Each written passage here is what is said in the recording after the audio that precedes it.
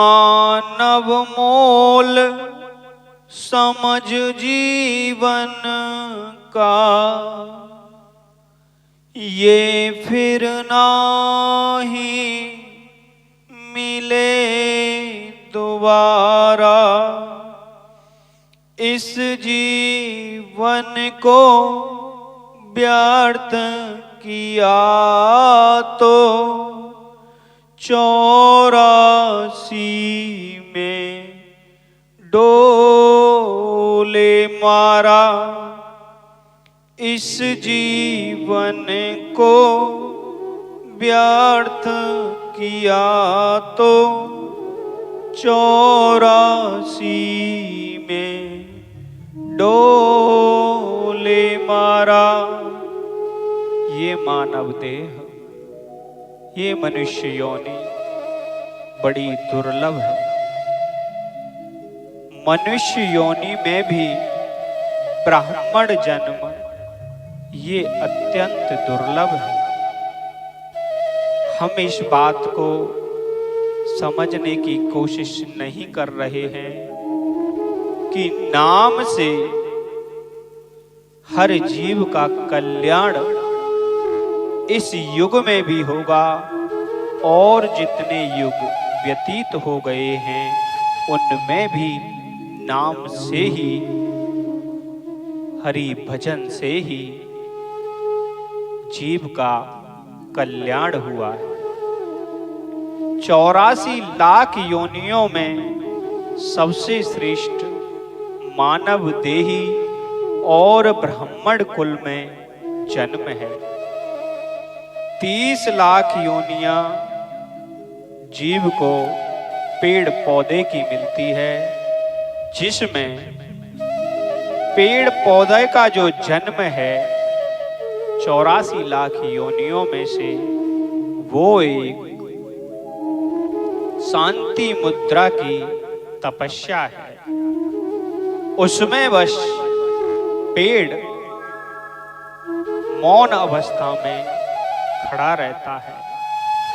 हर तरीके का कष्ट, लू, गर्मी, बारिश, सर्दी, सभी चीज की तपन उसे झेलनी पड़ती है, और अंत समय में उसको काट लिया जाता है और उसकी लकड़ियां इस्तेमाल कर ली जाती हैं। 30 लाख योनियां पेड़ पौधों की होती है। 9 लाख योनियां जलचर की होती है। जो जीव जल में ही जन्म लेता है और जल में ही उसका देह त्याग हो जाता है। एक बड़ा जीव हर छोटे जीव को भक्षण करता है, वही उसका भोजन होता है। 9 लाख योनियां जलचर की शास्त्र के अंदर बताई गई हैं। 10 लाख योनियां कीट पतंग की हैं, जो अपने आप मौसम के परिवर्तन से जन्म लेते हैं और मौसम के ही परिवर्तन से उनका त्याग होता है, देह त्याग होता है। मौसम के प्रभाव से ही उनकी मृत्यु हो जाती है। 11 लाख योनियां पक्षियों की है, जिनका जीवन बड़ा दुखमय होता है, क्योंकि पेड़ पौधे ही उनका घर होते हैं और पेड़ पौधों पे ही वो अपना घर बनाते हैं, उसी में अपना परिवार पोषण करते हैं। और बारिश, सर्दी, गर्मी, लू के थपेड़ों में उनका जीवन व्यतीत होता है।